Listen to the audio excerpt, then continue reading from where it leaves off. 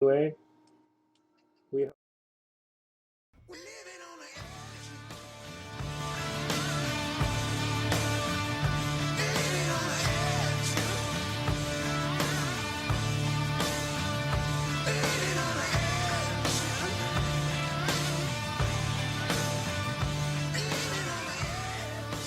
all right, yeah. What's up? What's up, Angry Bong? How you doing? I'm doing good, man. Doing good. Um, Sharing links. That's what I'm doing. Yeah, Sharing links. So how go, dude? We were on a roll with conversation earlier. yeah. We were on a roll. We're on a roll. I can sometimes be a conversationalist. Like it was like a pre-show roll of conversation is what was going on. Yeah, It's pretty crazy. it So was pretty yeah, good. you had some good topics too, man. Um, uh, Shit. Yeah, you're the conversationalist. I'm the intruder. I mean, the conversational intruder. That's what I meant. Yeah, yeah.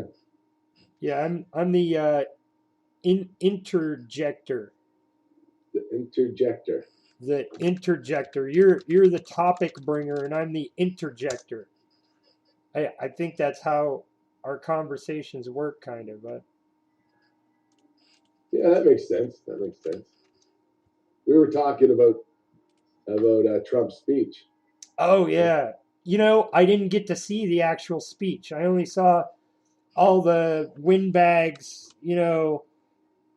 That's really all you need, anyways, to get the analysis. There's no sense of watching the speech then the analysis. Yeah, Right? I just all I managed to get because I was preoccupied.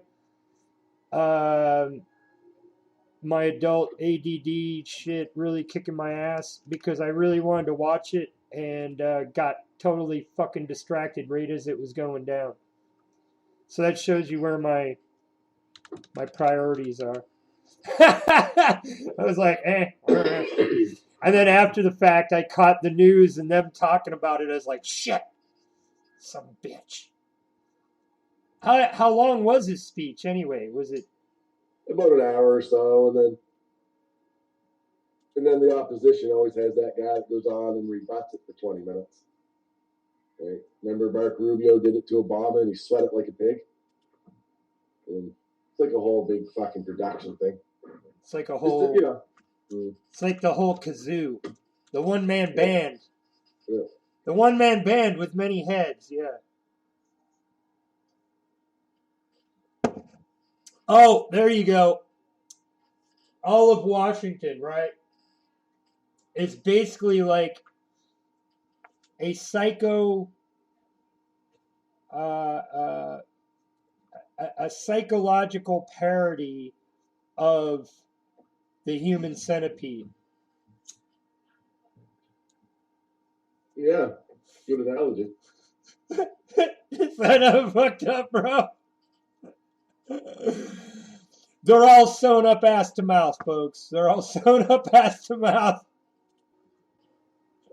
I, I think the I think the underlying problems really are that lobbyists.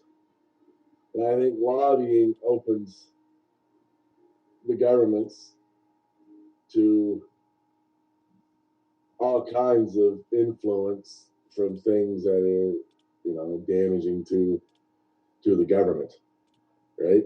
Right. Be it foreign bodies wanting to influence elections, or be it corporations that want to eliminate the EPA, right? Mm. Right? You have to remember all these regulations that are in place that Trump says are crippling. You have to remember where they come from. Other people violating such things in the past and killing people and causing harm to Yes, the environment, which is why the rules are made in the first place. like the EPA, the Environmental Protection Agency, was Richard Nixon's baby. He's the guy who implemented the EPA.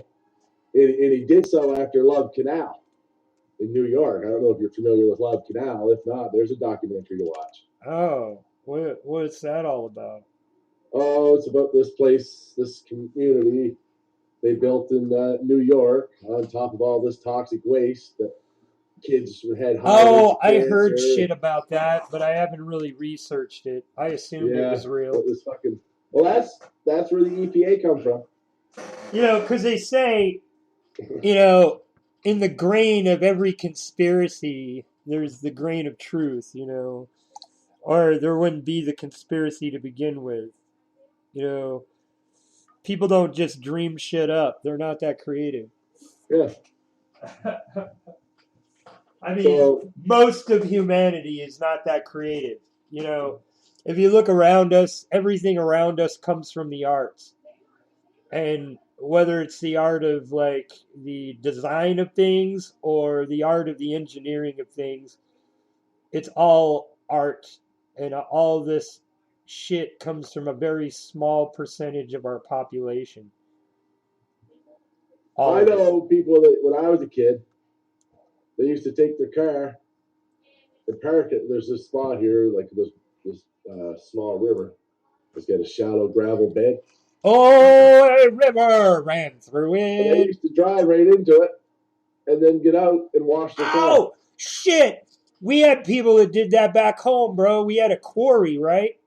Yeah. And whenever you wanted to retire, whatever the fuck it was, whether it was your car, your motorcycle, your fucking BMX bicycle, they'd ride that fucker off into the quarry because there was no fucking bottom. I always was like afraid that, you'd jump off to go swimming and impale yourself on something one day, but dude, the shit you could dive down and you would not find anything because it was like a sloped sinkhole basically into the middle. It used to be like a quarry, and it filled up. And when it filled up, the bottom fell out of it. So like it was literally a bottomless cavern underneath it. Wow. Yeah. And people would just fucking drive their shit off into that, and it would fucking go off the edge at the bottom and down into the hole.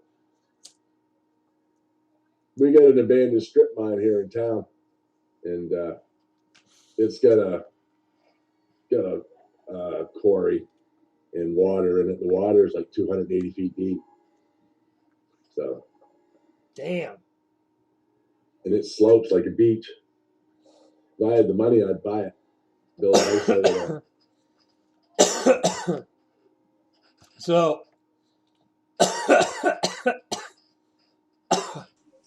what you smoking over there? For me?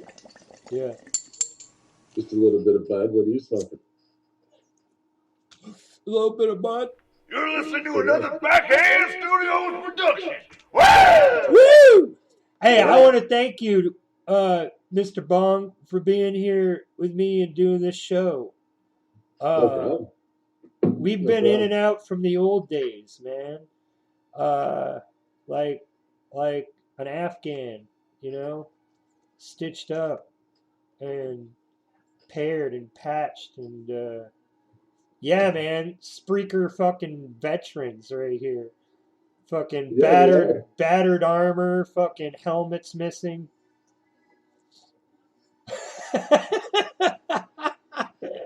Yeah. Fucking swords got big old nicks in it, fucking blackened with dried blood, That's exactly what it's like. Fucking corpses all around. And we're just here with a microphone right in the middle of it. Ha ha ha ha! Fuckers! Fuck you, fuckers! Yeah, and you undoubtedly hold the troll champion title of all time on Spreaker, in my opinion. What was that jackoff's name back in the day, dude? Chris Top? Oh my god. Just saying his name, it's like Frump. I don't want to say Frump's name. You know what I called Trump now? Frump. I call him Uncle Frump. He does, man. He reminds you of that one shitbag uncle that tries to buy your love, Donnie Ding Dong, I call him. Donnie Ding Dong. I call him Uncle Frump. Donnie Ding Dong. I like that one. Oh, and how can people forget, dude? Do you know of Berkeley Breathitt in Bloom County and A Wish for Wings at Work and all their Bill the Cat and all that fucking shit from the 90s? Yeah, I remember some of that. I remember Bill the Cat. Dude, basically back in the day, Trump, of course, ran his funds out a number of times. But out of one of his last-ditch schemes, he had like a small chunk of cash, like $500,000. So, I give it to the guy. This shit is genius because it wasn't illegal yet. But this is why Americans can now not go and get a loan and take the money in cash out of the bank unless it's secured with a note because of what Trump did. Back then, he took like 200,000, $500,000, whatever. He went to the first bank and put it in and got a loan out for double the amount and then paid the minimum balance interest on that loan of $1 million. Then he takes the $1 million, splits it in half, and goes to 2 more banks. Now he's got $2 million. Now he's paying low interest on 3 banks. He takes that $2 million, splits it 4 ways. Now he has $4 million and is paying interest, low interest in 5, 6 different banks. You get what I'm saying? Yeah. And they caught him doing this. And yeah, that's part of the reason why his tax record is not being released, because it would go all the way back because that shit hadn't fallen off yet. He was still paying that shit back in the last 7 years. So, yeah. So, one thing that I learned hanging with rich people and hanging with poor people, this is the difference. Poor people, when they're doing their shit, and you can pretty much see what is. Like, their car is what their car is, their house, whatever. When you're hanging with rich people, what is, isn't. Their car's on loan. They're up to their eyeballs in payments with it. Their house, which is better than the normal guy, isn't theirs. They're up to their eyeballs in debt with it. Everything around them is on loan and debt. It's all just an image that's snowballing. And that's why people go, oh, well, rich people. Well, no, most rich people are fake rich people.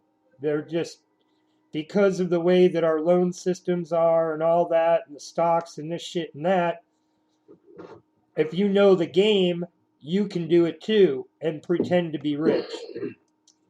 And that's very common in this country. Fake rich people. It's all on loan. They don't own anything. That's true. The richest people in this country are the ones that pay in cash. What's your thoughts on victimism? What do you mean victimism? What Okay. What is this term you speak of? Oh, great bong of angry. Okay, like when... Oh, wait. Silence! The bong speaks!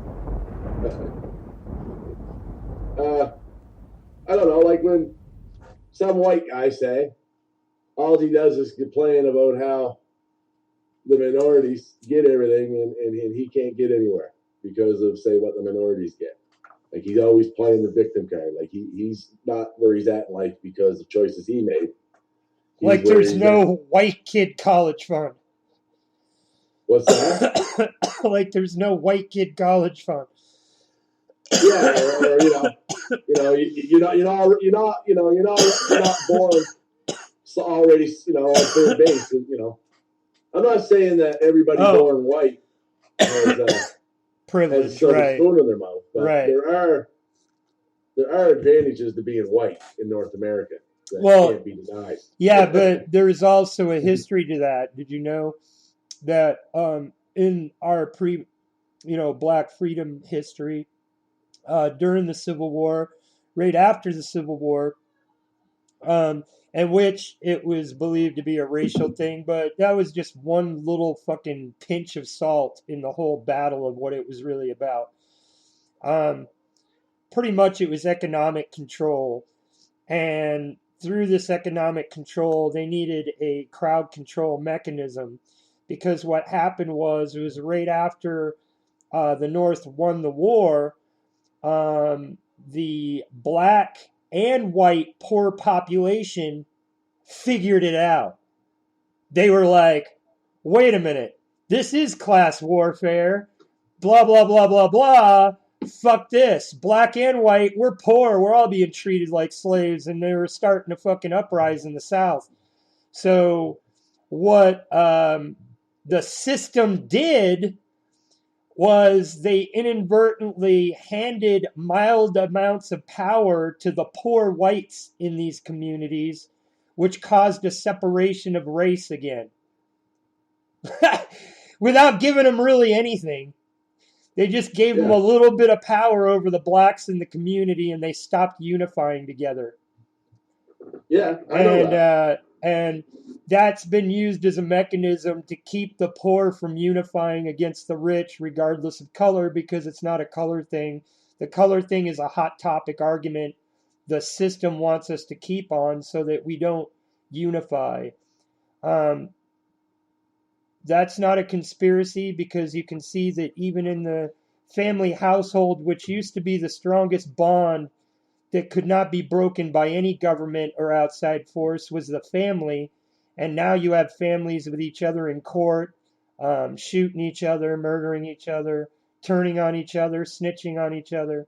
So they've got us fighting even amongst our family unit, which is what they want. Because if we keep fighting with each other over shit we know we won't agree on, then so who do you think's behind this? It is obviously the controlling elites. I mean, they're the ones with the most to lose, which is the illusion of power. So they really that's really the source and the hand tricks for manipulating the people's money because we're a cash crop. I saw this video game out on Facebook. I didn't click it to play it because it disturbed me. But what it was like one of those strategy war games, right? And it was a prediction of 2030. And it was basically the United States as a giant war zone of states turning against each other, which has made me think recently, like, how many states have actually logistically thought, okay, federal system tearing down, states are going to be at states' throats. Am I going to stand here like the Netherlands and hope that other good states stand up for me? Or am I going to have my own standing military? Because now the military has become kind of universal, even though there should be a state,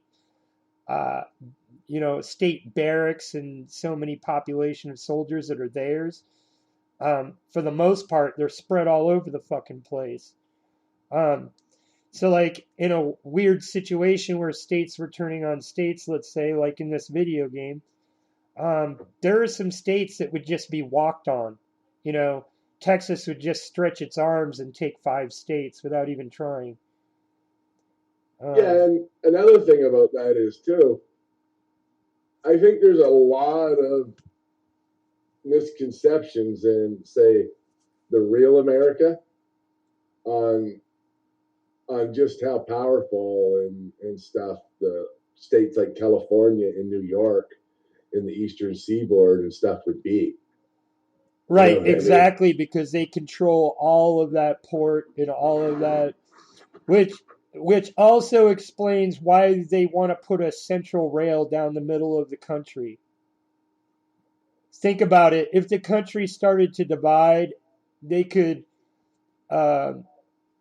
literally have half of the country accessing the railway on the east side of the train while the others are harvesting stuff off the west side of the train, even though they don't agree.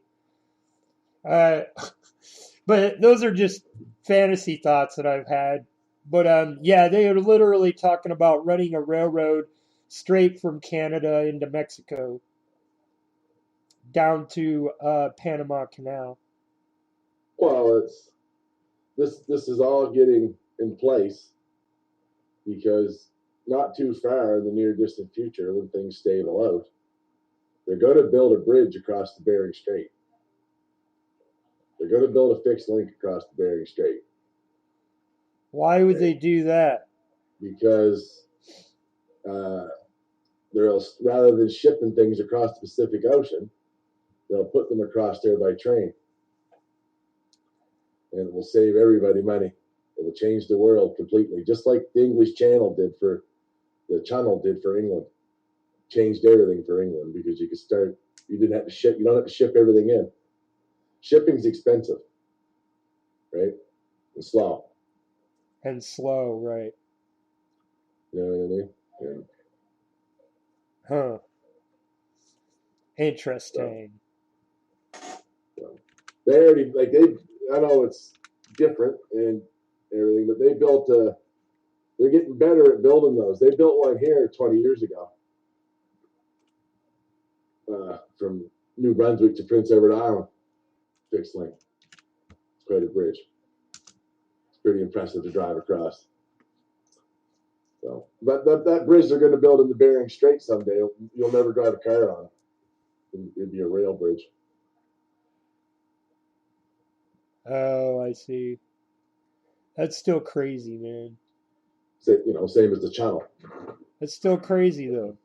I mean, well, it is to think about it, but in the scale of humanity, it's not really that crazy or surprising. It's the natural evolution of things, I would think. Come along, we just keep going forward. Right?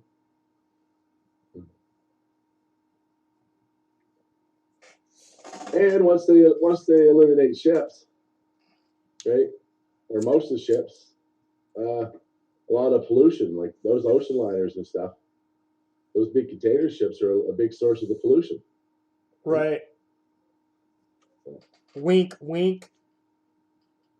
And rail, well, you can make rail run on electric. It doesn't have to run on diesel. Right. That's true. And with a link across the Bering Strait, you could ship something anywhere in the world pretty well, except for Australia and New Zealand or Antarctica. You could ship something anywhere in the world by rail from Springfield. You could ship it to London, England by rail if you wanted to. What if you had giant solar panels to power the rails? You know what I mean? Well, that's something that's going to come too, I would imagine. Right? Right. It's not going to happen in America because Trump don't want nobody building solar panels. Right. Even though all the governors do, because green jobs surpass fucking all other jobs. Well, yeah, because everybody wants the tech because it's cutting edge. Oh, it's cutting edge. Let's not support that. That's cutting edge. No, yeah, let's not be number one in the world. Let's stay in the Stone Age while they get ahead of us doing what we should be doing. Let's show our American exceptionalism and embrace technology from 75 years ago. Yeah.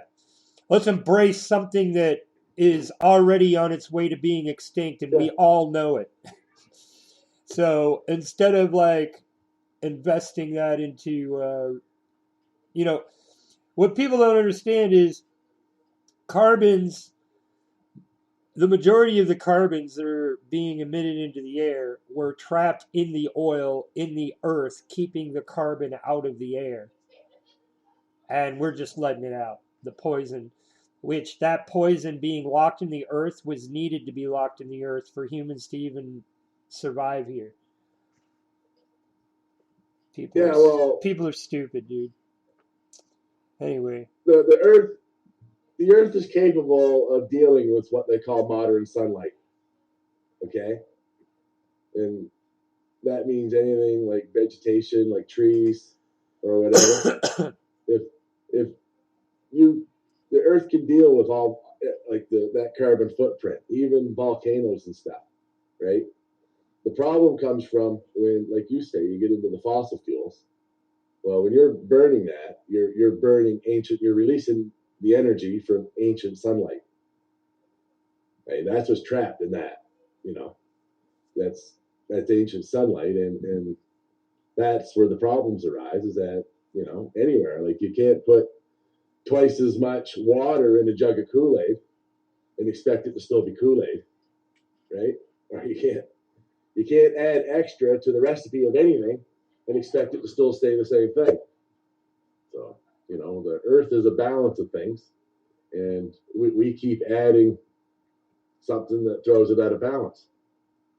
And it's going to be disastrous, and people can deny it all they want, but the evidence is everywhere. Yeah. The Chinese. I think the Chinese are behind a lot of the problems in America. And Because their air comes through the airstream to us.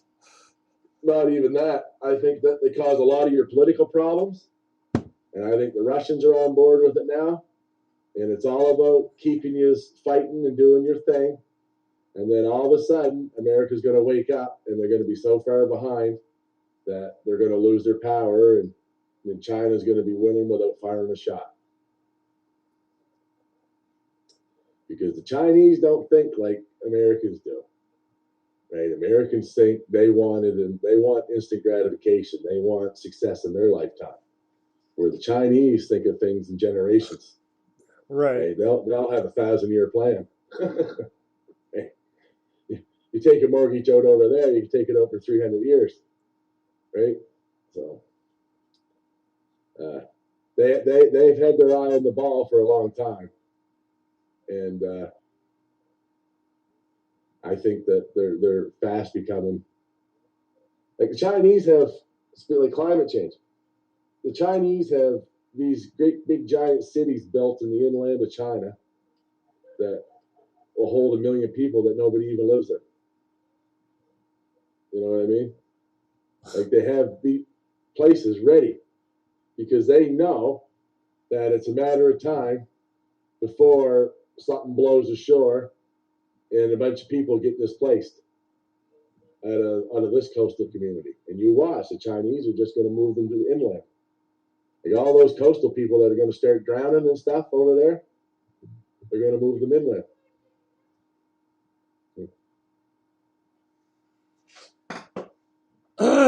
Well, something else I've seen today. On that topic, I want to mention the FEMA camps in the U.S. and the proposed, as seen on the internet, future naval map of the United States showing an inner sea in the middle of the U.S. Florida's gone. Most of the East Coast is gone. Basically up to 300 feet of sea level. So basically, in relation to that, I cross-referenced the FEMA camp locations of the new sites that they built, and those actually overlay on land on the naval map. So they're actually all on land. If you compare the maps and look at the naval map and compare the FEMA camps, they're on land, which is crazy, dude. And then secondarily, they said that there's 5-man caskets, which I've seen pictures and video. But I did catch in the news within the last year where they had just passed a law where we have the ability to pick up bodies not of our nationality and properly detain and contain them. And I was like, what the fuck? And then I thought about it and put 2 and 2 together. Basically, these things are to contain corpses that are found on the shore after this big flood comes. Because they're expecting this glacial sheet to just drop off. It could happen any second. And it's just going to drop. And it's 5 miles long. And what happens when you put more ice cubes in the glass than there's glass? The fucking water's going to rise until the ice melts. And But then people it's don't still going to realize rise how more big a because deal. the ice is melting off. So you're talking about 200-300 feet of sea rise. So they passed a bill where any state federally can pick up bodies that are washed up on shore and properly dispose of them. I was just like, what the fuck? Like, once I put 2 and 2 together, I was like, holy, well, 2, 2, and 3. But pretty crazy shit, man. The shit's coming. People say global warming isn't real when I am in the warmest winter that I have seen in 10 years of living in Missouri. And on the news even, they're part of the fucking lie, acting like, oh, we're breaking a record today. Oh, no, record temperatures today were broken in 19 blah, blah, blah. I'm like, yeah, the fuck it was, dude. You're like bullshitting me, you know what I mean? Like, no, this shit is not normal. None of it. And I've noticed the summers here become even hotter. Hotter, dude, hotter. It's like I moved to fucking Florida. Huh. Our summers, our weather here's changed a lot. We get like a early summer in like May for about a month, and then we get another cold shot in July or June. We're down to lucky number 13 minutes, Angry Bong. What do you think of a back-to-back episode? You up for a back-to-back episode? Oh, yeah. All right, so we'll be right back, guys, and do another one after this show if you're listening. All right, anyway, go ahead. Sorry. What was I saying? I don't know. I'm pretty high right now. I don't know. I'm just kidding. When did I put Wake my the fuck up! ketchup packets?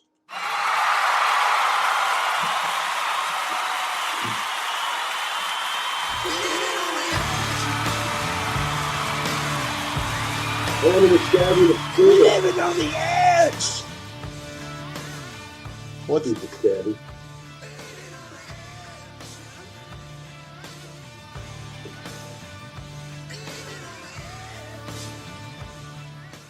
Something wrong in the world today. I'm not sure what it is. There's something wrong with their eyes. Dude, speaking of that line, I did some research on Floridization and in poor neighborhoods and Floridization and what it looks like. Dude, that's exactly those teenagers that are shooting babies in the face and shit and robbing their moms. When you see the pictures and their eyes are just blank, like there's no soul there, that's what Floridization does. It calcifies your pineal gland so that you just lose touch with anything. You have there's no remorse to be had. Well, I think, yeah. I've compared photos of people who have done atrocious things, and I've seen them on video footage and them showing them on the news and stuff, and you just look at them in the eyes and you can see there's no sparkle. The sun could be on them full in the face. There's no sparkle in their eye. Yeah, it's pretty fucking demented, dude. So what do you think of the couple that got sentenced to prison in Alabama for showing up at an 8-year-old's birthday party in a truck with Confederate flags all over it, driving back and forth and screaming, "We're going to kill you, nigger," and stuff. What the fuck? Me, I'm only paraphrasing, so nobody get offended. What the fuck? Yeah. They got sentenced to prison anyway. They got like 6 years each. Wow. Isn't that something? That's some ignorant shit right there. Happened about a month after that Ruth guy shot that church up too. But they just got sentenced the other day.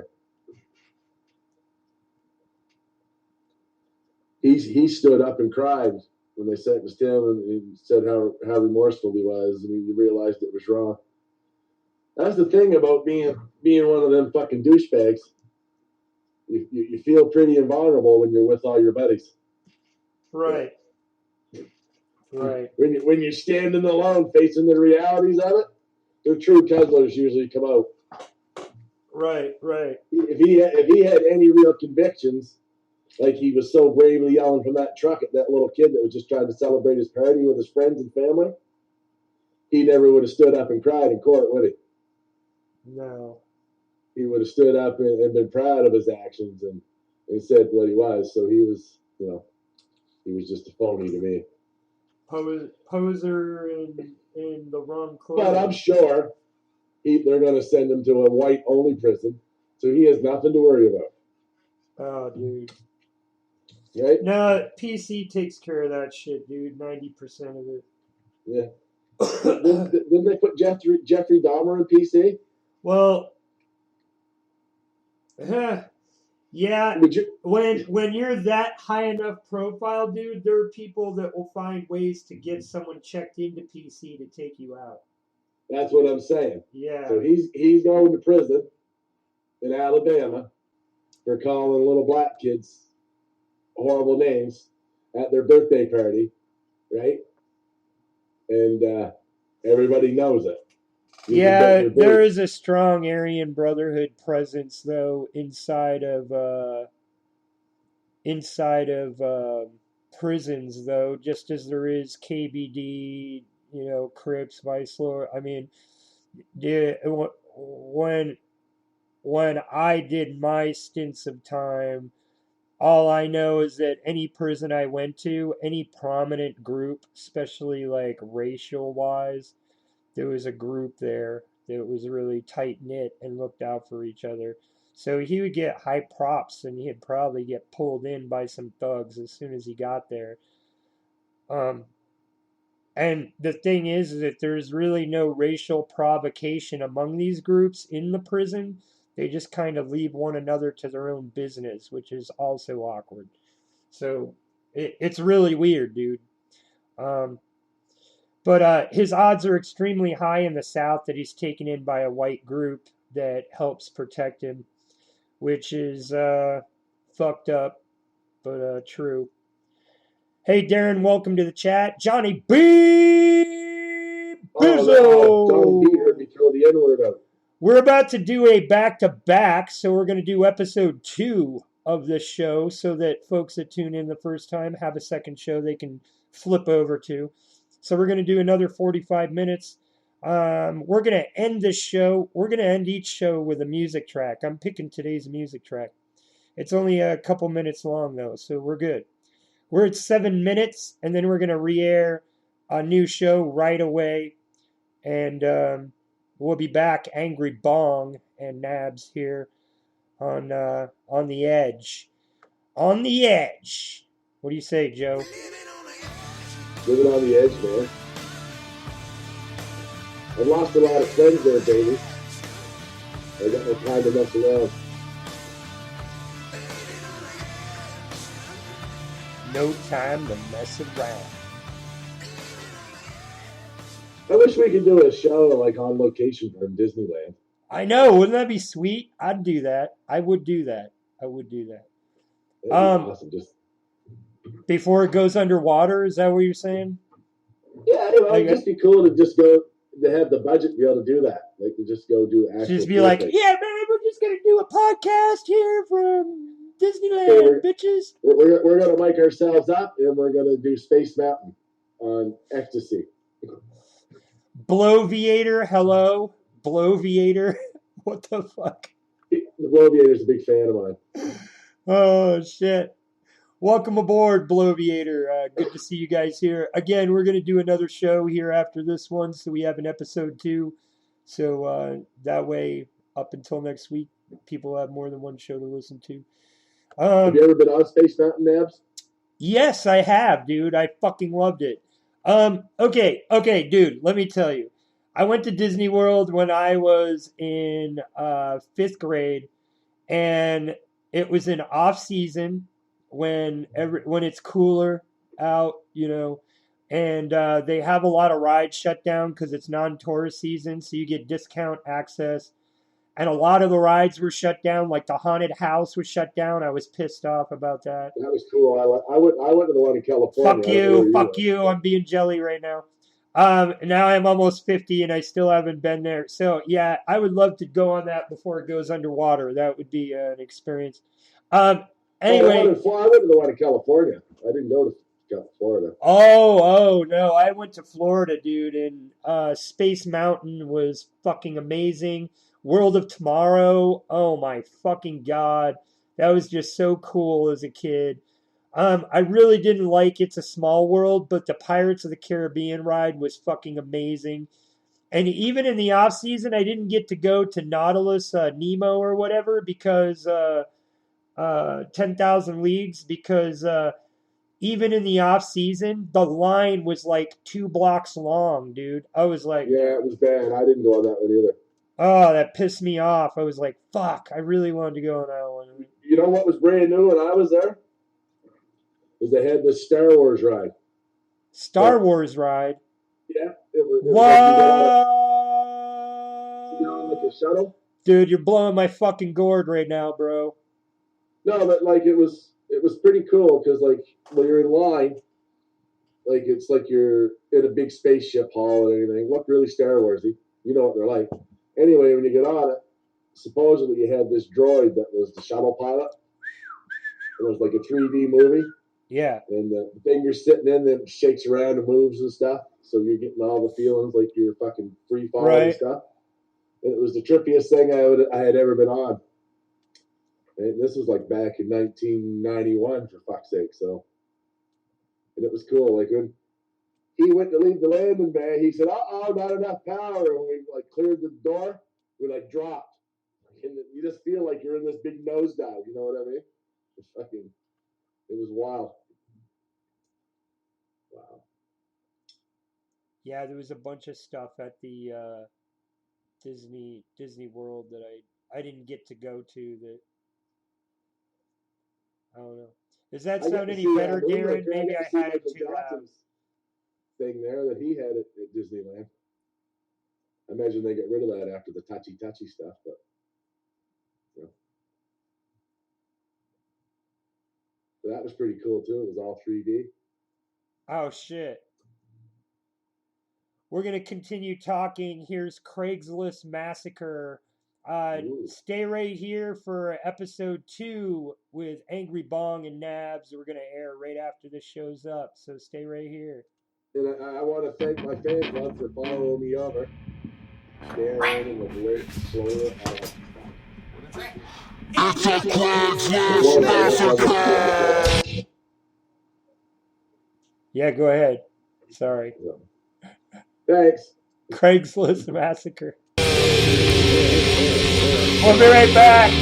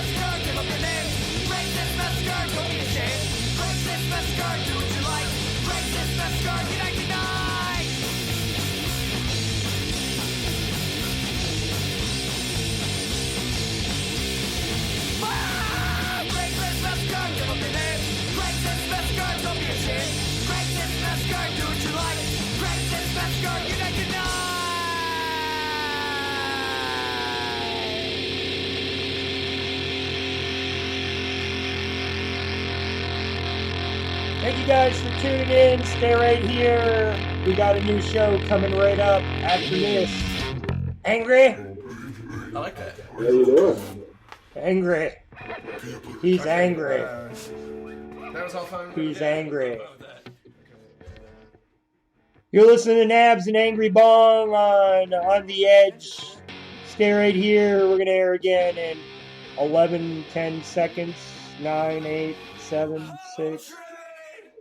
Ho Train! Thanks for hanging with us, guys.